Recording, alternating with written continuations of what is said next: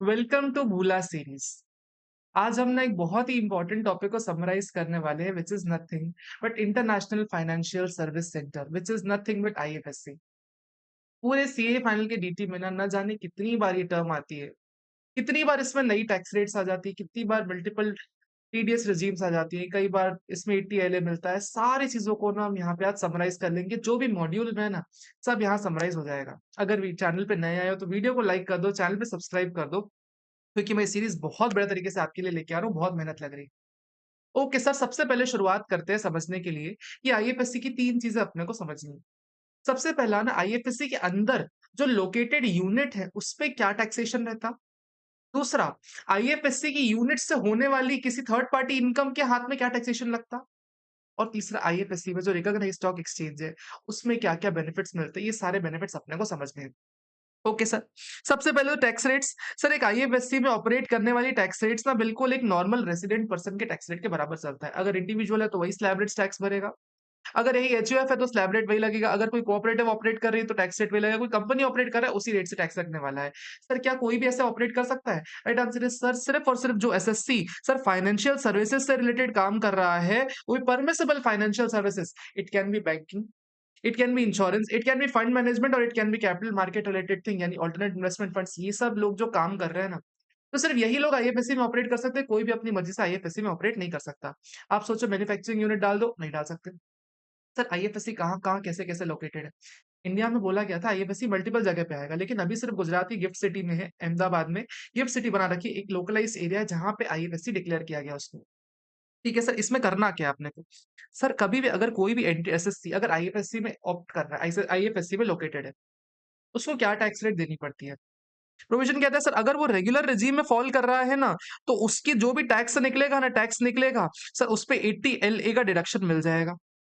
80 LA बोले तो sir, जितनी भी बिजनेस इनकम होने वाली है ना उस आईएफएससी यूनिट की, सर उसमें 100% डिडक्शन मिलेगा। कितना सर? इनिशियल से लेके 15 साल के ऑपरेशन में, किन्हीं 10 कॉन्जिक्यूटिव फाइनेंशियल ईयर्स के लिए आपका जो प्रॉफिट होगा 100% आपका डिडक्टेबल होगा 80 LA में। सर, लेकिन सवाल आता है, क्या आईएफएससी में अगर कोई यूनिट लोकेटेड और वो रेगुलर रेजीम ऑप्ट कर रही है तो क्या उसके ऊपर मैट एएमटी लगेगा? राइट आंसर है सर, अगर रेगुलर रेजीम है तो मैट एएमटी भरना पड़ जाएगा। अगर आप 80 LA ऑप्ट कर रहे हो ना, तो आपको मैट भरना पड़ जाएगा सर 9% से, और एएमटी भरना पड़ जाएगा 9% से। सर, नॉर्मली मैट की रेट 15% रहती है, आईएफएससी वालों के लिए 9% कर दी गई। यही एएमटी की रेट सर 18.5% रहती है, सर आईएफएससी वालों के लिए 9% कर दी गई। अगर आप रेगुलर रेजीम में ऑप्ट करो तो आपको मैट भरना पड़ जाता है। लेकिन सर नहीं, मैं आईएफएससी में लोकेटेड हूँ, मैं 115 बीडबल या बीएसी या बीएडी भरना चाह रहा हूँ। तो क्या सर, क्या होगा? कहता है सर, उस केस में जो आपका टैक्स रेट निकलेगा ना, तो भी आप एलिजिबल रहोगे। 80 is eligible for new tax regime also. And sir, इस केस में ना आपको मैट और एएमटी कंप्लाई नहीं करना पड़ेगा। मैट एएमटी नहीं लगता, क्योंकि न्यू रेजिम में मैट एएमटी लगता नहीं है। आप न्यू रेजिम में चले जाओ, टैक्स पे डिडक्शन भी ले लो और मैट एएमटी भी नहीं भरो। It is beneficial, that is your call. लेकिन मैं आपको बताना चाह रहा हूँ कि अगर ओल्ड रेजिम में जाओगे, 80 LA तो मिलेगा लेकिन मैट में टैक्स भरना पड़ जाएगा। लेकिन अगर न्यू रेजिम में जा रहे हो तो सर 80 LA मिलेगा लेकिन आपको मैट नहीं भरना पड़ेगा। Got it sir? समझ में अच्छे से आ गया अपने को? Important point two note sir, 115 BA भी आपने नहीं लिखा हुआ, या 115 बीए यहाँ नहीं लिखा हुआ। सर क्यों? क्योंकि सर आईएफएससी ना financial services centre, sir services sector है ना, तो 115 बीए भी और बीए तो मैन्युफैक्चरिंग के लिए होते हैं, तो ये तो वैसे भी एलिजिबल नहीं होंगे, आईएफएससी में जा भी नहीं सकते। ओके सर, अपने को समझ में आ गया। कुछ स्पेशल एग्जेम्पशन समझना। सर समझो, अगर कभी भी कोई भी 115 एसी वाले बॉन्ड्स हैं या जीडीआर्स हैं, या फिर सर कोई डेरिवेटिव्स हैं, rupee denominated bond, foreign currency convertible bond, foreign currency exchangeable bond, mutual fund, business trust unit, alternate investment fund, अगर कभी भी नॉन रेसिडेंट अगर सर आईएफएससी के रिकॉग्नाइज्ड स्टॉक एक्सचेंज में बेच रहा है, तो नॉन रेसिडेंट के हाथ में कभी कैपिटल गेन नहीं आता। अगर कभी भी नॉन रेसिडेंट आईएफएससी के रिकॉग्नाइज्ड स्टॉक एक्सचेंज में ये सारी सिक्योरिटीज बेच रहा है ना, उसके हाथ में कभी कैपिटल गेन आने नहीं वाला। It is completely exempt transfer. Okay sir, समझ में आ गया। सर कहता है, हमने एक चीज पढ़ी थी, अगर आपको याद हो, सेक्शन 112 ए और 111 ए। सर 112 ए और 111 ए क्या बोलता है? सर, अगर कोई भी सिक्योरिटी जिसपे परचेस और सेल के टाइम पे अगर आपने एसटीटी पे कर रखा है, तो फिर उस पे आपको सर 10%, 12.5%, 15% और 20% वाले कंसेशनल टैक्स रेट का बेनिफिट मिलता है। हमने सब पढ़ा हुआ है। हाँ सर, पढ़ा हुआ है। सर क्या पढ़ा हुआ था? सर आपने एसटीडी पे कर रखा हो, एसटीडी पे कर रखा हो, और एसटीडी पे कब होता है? सर रिकॉग्नाइज्ड स्टॉक एक्सचेंज में लिस्टेड हो तभी से एसटीडी पे करना पड़ता है। सुनो ध्यान से, आईएफएससी के लिए एक स्पेशल एग्जाम्पशन है। बोलता है सर, अगर जो 115 112 ए की सिक्योरिटीज में आप डील कर रहे हो, 111 ए की सिक्योरिटीज में डील कर रहे हो, अगर आपने ट्रेडिंग कर रखी है recognised stock exchange and IFSC पे, तो अगर आपने एसटीडी नहीं भी पे किया हुआ है ना, तो भी हम आपको 112 ए की 10% और 12.5% का बेनिफिट दे देंगे, और 115 ए की सिर्फ 15% 20% वाला टैक्स रेट का बेनिफिट दे देंगे। यानी even if you don't pay STT you will still be eligible for concessional tax rate. समझ में आ गया? हाँ सर, समझ में आ गया। सर तीसरा एग्जाम्पशन, सर ये एग्जाम्पशन थोड़ा सा टिपिकल है, ध्यान से सुनना। सर एक होती है एयरक्राफ्ट लीजिंग कंपनी। मेरे पास एयरक्राफ्ट है, मैंने एयरक्राफ्ट खरीद रखे हैं, मैं एयरक्राफ्ट लीज पे चला रहा हूँ, ठीक है। उसके अलावा सर एक है एयरक्राफ्ट लीजिंग कंपनी आईएफएससी, ठीक है। इसने एयरक्राफ्ट का डिविडेंड पे किया। सर मान लो एक एयरक्राफ्ट लीजिंग कंपनी आईएफएससी में, दूसरी भी aircraft company leasing company IFSC में। सर कहता है अगर एक कंपनी दूसरी कंपनी को अगर डिविडेंड पे करती है ना, तो कहता है डिविडेंड पे टीडीएस नहीं काटना होता और ये डिविडेंड सामने वाले के हाथ में एग्जेम्प्ट हो जाता है। एक एयरक्राफ्ट लीजिंग कंपनी एक दूसरी एयरक्राफ्ट लीजिंग कंपनी को आईएफएससी के अंदर ही अंदर सर अगर कभी भी डिविडेंड का पेमेंट कर रही है, तो उस डिविडेंड पे कोई भी ना टीडीएस काटना है, ना ही कोई टैक्सेबिलिटी आने वाली है। परफेक्ट सर, समझ में आ गया। इधर सुनो, ध्यान से सुनो। अगर सर कोई लेजी है, लेजी लेजी लेजी यानी लीज पे सामान लेता, लेजर यानी लीज पे देता, ठीक है। लेजी यानी लीज पे सामान लेता, लेजर यानी सामान लीज पे देता। सर अगर कभी भी लेजी मंथली रेंटल या ईयरली रेंटल पे कर रहा है, किस पे? एयरक्राफ्ट पे या शिप पे। आईएफएससी में लोकेटेड लेजी है, सॉरी आई लेजी कहीं का भी हो, लेजी कहीं का भी हो, लेजी कहीं का भी हो, फर्क नहीं पड़ता। लेजी यार कहीं पे भी लोकेटेड है, एमपी में लोकेटेड है, महाराष्ट्र में, इंडिया के बाहर कहीं पे भी लोकेटेड है। अगर आईएफएससी में बैठे लेजर को, यानी आईएफएससी में बैठे हुए किसी रेंट प्रोवाइडर को सर अगर कभी भी लीज रेंटल का पेमेंट हो रहा है, तो कहता है ना तो इसमें 194 आई में टीडीएस कटेगा सर तब तक के लिए, जब तक के लिए सर 80 एलए का डिडक्शन इसने ले रखा है, तब तक के लिए इसके हाथ में टीडीएस इंप्लीकेशन नहीं आने वाला। बाकी जो इनकम होगी सामने वाले की वो 80 एलए में वैसे एलिजिबल होगी ना, तो डिडक्शन तो पूरा ही मिल जाएगा। मैं क्या बोलो, समझो इस पॉइंट को समझो।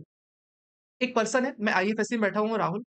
आईएफएससी में मेरा काम क्या है? मेरा काम है लोगों को शिप्स और एयरक्राफ्ट लीज पे देने का, शिप्स और एयरक्राफ्ट लीज पे देने का। तो जो भी लीज रेंटल मेरे को मिल रहा है ना, उस पे मेरा टीडीएस नहीं काटा जाएगा 194 आई में। समझो, आईएफएससी में बैठा हुआ पर्सन लीज रेंट पे दे रहा है एयरक्राफ्ट और शिप, तो जो भी लीज रेंटल मिलेगा उस पे 194 आई में टीडीएस मेरा नहीं काटा जाएगा। क्या एग्जेम्प्ट होगी income? Right answer is exempt नहीं होती इनकम। सर एग्जेम्प्ट नहीं होती इनकम, क्यों एग्जेम्प्ट नहीं होती? बिकॉज सर मेरे हाथ में पहले इनकम आएगी, मेरे हाथ में इनकम आएगी तो 80 एलए का डिडक्शन तो वैसे ही मिल जाएगा ना। और टीडीएस भी सिर्फ उसी पीरियड का नहीं काटना जिस पीरियड में मैं 80 एलए का डिडक्शन ले रहा हूँ। समझ में आया? मैं 80 एलए का डिडक्शन लूंगा, ऐसा डिक्लेरेशन सामने वाले को दूंगा, सामने वाला मेरा 194 आई में टीडीएस नहीं काटने वाला। ऐसा आईएफएससी की यूनिट के लिए बेनिफिट मिल गया। सर समझ में आ गया? हाँ सर, समझ में आ गया, अपने को मस्त समझ में आ गया। Sir fifth allow section 10 code, अगर आपको याद हो सर, अगर मेरे साथ पढ़े होगे ना तो बनता होगा। कभी भी हम एफआईआई टैक्सेशन पढ़ते हैं, एफआईआई टैक्सेशन, तो एफआईआई टैक्सेशन के बगल में लिखा होता है स्पेसिफाइड फंड का टैक्सेशन। स्पेसिफाइड फंड क्या होता है? सर आईएफएससी में located alternate investment fund category थी। सर एक ऐसा फंड जो कि एक बॉडी कॉर्पोरेट है, जिसमें सारे के सारे यूनिट होल्डर्स एक नॉन रेसिडेंट यूनिट होल्डर है और आईएफएससी में सेटल है। बॉडी कॉर्पोरेट सारे non resident unit holders plus IFSC में लोकेटेड एक ऐसा फंड। उसमें क्या होता है सर, समझना। कहता है एक ऐसा एआईएफ 3 या स्पेसिफाइड फंड, उसके हाथ में जो भी कैपिटल गेन होगा ना, जो भी कैपिटल गेन होगा ना other than shares of Indian company के शेयर्स के अलावा, सर म्यूचुअल फंड हो, रुपए डिनोमिनेटेड बॉन्ड हो, सर बॉन्ड हो, सर इनविट हो, रीट हो, सर उसके अलावा कोई भी सिक्योरिटीज पे कैपिटल गेन होगा ना, दिस विल बी एग्जेम्प्ट। किसकी बात कर रहा हूं सर? स्पेसिफाइड फंड की। सारा कैपिटल गेन एग्जेम्प्ट। सर अगर शेयर्स ऑफ इंडियन कंपनी बेच रहा है तो क्या होने वाला है? Sir shares of Indian company बेचेगा तो देखो, क्या वो कंपनीज लिस्टेड है तो एक 10% बिफोर बजट, 12.5% आफ्टर बजट दे दो क्या? उसपे 1.25 लाख का एग्जेम्पशन भी मिल जाएगा आपको, 1.25 लाख का एग्जेम्पशन मिल जाएगा ओवर 1.25 लाख। उसके अलावा सर अगर कोई अनलिस्टेड शेयर्स बेच रहा है, लॉन्ग टर्म है, तो सर उसके इसमें 10% टैक्स रेट बन जाएगा, जो आपका एफआईआई का टैक्स रेट है ना वही लगेगा। उसके अलावा सर एसटीसीजी 111 है तो 15-20%, और अगर अदर एसटीसी है 30% लगेगा। Sir shares of Indian company के कॉन्टेक्स्ट में ये टैक्स रेट दे रखी है, ध्यान दो। सर कहते हैं अगर वही, सुनो सुनो सुनो, ध्यान से सुनना।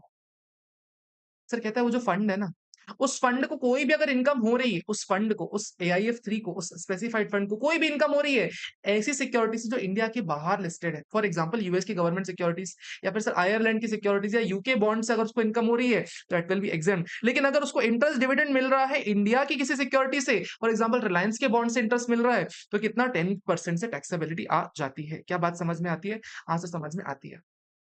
This was all about unit in IFSC. अब आ जाओ सर, आईएफएससी की यूनिट अगर कभी पेमेंट कर रही है किसी नॉन रेसिडेंट को, तो सर उसमें क्या टैक्सेशन आता है समझते हैं। 10(4) ही क्या बोलता है?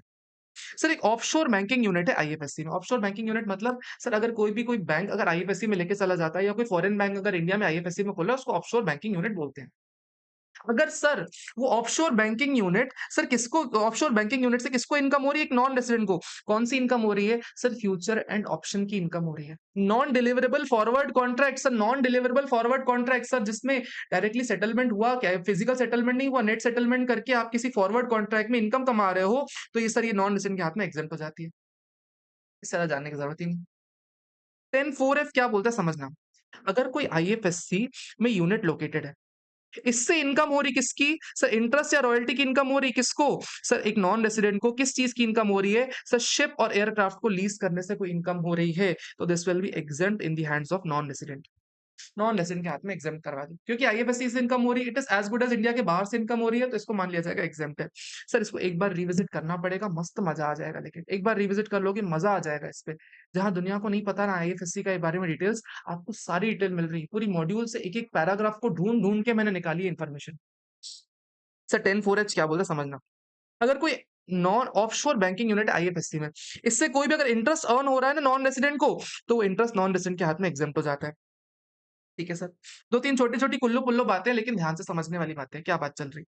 अगर सर कभी भी आईएफएससी की यूनिट अगर पैसे बोरो करती है, किससे? किसी नॉन रेसिडेंट से पैसे बोरो करती है, और सर पैसे 1/9/2019 के बाद इंडिया में आए हुए हैं ना, तो सर कहता है ये मनी पे जो भी इंटरेस्ट होगा, this will be exempt in the hands of non resident. यानी सर जो भी इंटरेस्ट पेमेंट करेगी ना आईएफएससी की unit on the monies borrowed after 1 सितंबर 2019, this will be exempt in the hands of non resident.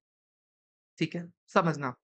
Sir कह रहा है अगर कभी भी नॉन रेसिडेंट रिसीव कर रहा है, अगर सर आईएफएससी से लोकेटेड यूनिट अगर डिविडेंड पेमेंट कर रही किसी नॉन रेसिडेंट को, आईएफएससी में लोकेटेड यूनिट अगर कभी भी डिविडेंड पेमेंट कर रही नॉन रेसिडेंट को, तो प्रोविजन कहता है 10% टैक्स रेट रहता है और 10% टीडीएस रेट भी रहता है। अगर आपको याद हो सर, नॉर्मली अगर इंडिया की कंपनी अगर डिविडेंड पेमेंट करती है नॉन रेसिडेंट को 20% टैक्स रेट होता है 115A में, लेकिन सर आईएफएससी की यूनिट अगर कभी देती है ना, तो उसके लिए 10% कंसेशनल टैक्स रेट है और वही कंसेशनल टीडीएस रेट भी बन जाता है। समझ में आ गया? सर उसके बाद last but not the least कहता है सर अगर कभी भी इंटरेस्ट का पेमेंट कर रहे हो नॉन रेसिडेंट को, लॉन्ग टर्म बॉन्ड्स पे आरडीबी पे, जो कि recognised stock exchange at IFSC पे लिस्टेड है, सर अगर कभी भी कोई recognised stock exchange at IFSC पे लिस्टेड बॉन्ड्स हैं, लिस्टेड आरडीबी है, उस पे क्या टैक्स रेट होता है? सर प्रोविजन कहता है अगर आप 30/6/2023 से पहले इंटरेस्ट का पेमेंट कर रहे हो, 4% टैक्स रेट होगा, एंड सर अगर उसके बाद पेमेंट कर रहे हो ना, तो 9% टीडीएस रेट भी हो जाएगा और 9% टैक्स रेट भी हो जाएगा। क्या आपको समझ में आती है बात? हाँ सर, समझ में आ जाती है। इतना अगर आपने सुन लिया ना आईएफएससी के बारे में, you are good to go to solve every question that you may see in your exam. IFSC में इससे ज्यादा कुछ भी नहीं है, बट परेशानी इतनी सारी हो जाती है ना कि आपको लगता बहुत ज्यादा है। आई होप आपको ये वीडियो समझ में आया होगा। लेट मी एक बार गो थ्रू अगेन, एक बार सब चीजें एक बार रिविजिट करवा देता हूँ। सबसे पहले टैक्स रेट सेम रहने वाली है। सेकंड चीज सर, सिर्फ आप फाइनेंशियल सर्विसेज में रहने वाले हो, मैन्युफैक्चरिंग वगैरह कुछ नहीं करने वाले। अगर आप रेगुलर रिजीम में ऑप्ट कर रहे हो, एटीएलए मिलेगा, लेकिन सर मैट एएमटी 9% भरना पड़ जाएगा। लेकिन सर यही अगर आप 115 बीएए बीएससी बीएडी भरना चाहते हो, आपको एटीएलए मिलेगा, मैट एएमटी नहीं भरना पड़ेगा। एटीएलए क्या बोलता है सर, 15 साल ऑपरेशन चालू होने से लेकर 15 साल तक में आप किन्हीं 10 कॉन्जिक्यूटिव ईयर्स में आप अपना प्रॉफिट 100% डिडक्टेबल करवा सकते हो। कहता है अगर कभी भी आईएफएससी के अंदर रिकॉग्नाइज्ड स्टॉक एक्सचेंज पे कोई नॉन रेसिडेंट बाइंग सेलिंग कर रहा है, तो जो कैपिटल गेन होगा सब एग्जेम्प्ट होगा। किस पे? बॉन्ड जीडीआर, इसमें शेयर्स ऑफ इंडियन कंपनी नहीं आते। उसके अलावा कहता है सर आईएफएससी का जो रिकॉग्नाइज्ड स्टॉक एक्सचेंज है, वहां पे अगर आप कोई सिक्योरिटीज का बाइंग सेलिंग करते हो ना, तो अगर आप एसटीडी नहीं भी पे करते तो भी आपको 112A और 111A का बेनिफिट मिल जाएगा। उसके अलावा सर कहता है अगर एयरक्राफ्ट लीजिंग कंपनी दूसरी एयरक्राफ्ट लीजिंग कंपनी को डिविडेंड का पेमेंट कर रही है, ये ना तो टैक्सेबल होगा, ना इस पे टीडीएस कटेगा। फिर कहते हैं आईएफएससी की यूनिट को अगर कभी रेंट मिल रहा है, किस पे? लीज रेंटल मिल रहा है ऑन एयरक्राफ्ट या शिप, तो इस पे कभी टीडीएस नहीं कटा हुआ मिलेगा। फिर कहता है जो 1040 का स्पेसिफाइड फंड रहता है ना, इसकी इसकी जो इनकम्स रहती है ना, वो सब एग्जेम्प्ट होती है। कैपिटल गेन की सारी इनकम एग्जेम्प्ट होती है other than shares of Indian company. Shares of Indian company का टैक्सेबिलिटी कैसे आती है? कहता है सर अगर 112A की सिक्योरिटीज है तो 10 12.5%, अगर अदर एलटीसीज है 10%, एसटीसी 111 है तो 15% 20%, और अगर अदर एसटीसी है 30% टैक्स रेट आ जाता है। उसके अलावा कहता है अगर कोई ऐसी कंपनी है जो ये स्पेसिफाइड फंड अगर कोई इंटरेस्ट डिविडेंड कमा रहा है, किसी इंडिया के बाहर की सिक्योरिटी से इंटरेस्ट डिविडेंड कमा रहा है, तो सर एग्जेम्प्ट हो जाता है। इंडिया के अंदर से कमा रहा है तो कितना? 10% टैक्स रेट लग जाता है। फिर हमने कुछ अदर इनकम की बात की। अगर सर कोई नॉन रेसिडेंट इन आईएफएससी में लोकेटेड ऑफशोर बैंकिंग यूनिट से sir non deliverable forward contract से इनकम कमा रहा है, it is exempt in the hands of non resident. दूसरा कहता है सर अगर आईएफएससी की लोकेटेड यूनिट अगर इंटरेस्ट और रॉयल्टी का पेमेंट कर दी, किसको? सर किसी नॉन रेसिडेंट को, for the purpose of ships and aircraft, ये भी एग्जेम्प्ट हो जाता है। उसके अलावा सर कहता है एक ऑफशोर बैंकिंग यूनिट अगर कभी भी इंटरेस्ट पेमेंट कर रहा है, किसको? किसी नॉन रेसिडेंट को, this is also exempt. Sir जो भी बैंक अकाउंट में पैसे मेंटेन कर रहा है, उस अकाउंट की बात कर रहा है। उसके अलावा सर आईएफएससी की यूनिट अगर कभी पैसे बोरो करती है, आईएफएससी की यूनिट पैसे बोरो करती है 1/9/2019 के बाद, तो it is exempt in the hands of non resident. उसके अलावा सर कभी आईएफएससी की यूनिट अगर डिविडेंड पेमेंट करती है तो 20% नहीं लग के 10% लगता है। उसके अलावा सर कहते हैं अगर आईएफएससी में लोकेटेड रिकॉग्नाइज्ड स्टॉक एक्सचेंज पे अगर आप बॉन्ड आरडीबी 30/9/2023 से पहले अगर बेचते हो तो 4% टैक्स रेट और टीडीएस रेट रहता है, और अगर उसके बाद बेचते हो तो 9% टैक्स रेट, टीडीएस रेट हो जाता है। आई होप आपको समझ में आ गया होगा। ज़रूर वीडियो को लाइक करना एंड सर ज़रूर कमेंट करना, because your comment, your like, your subscription is my motivation. तब तक के लिए बाय बाय, मिलते हैं किसी अगले वीडियो में।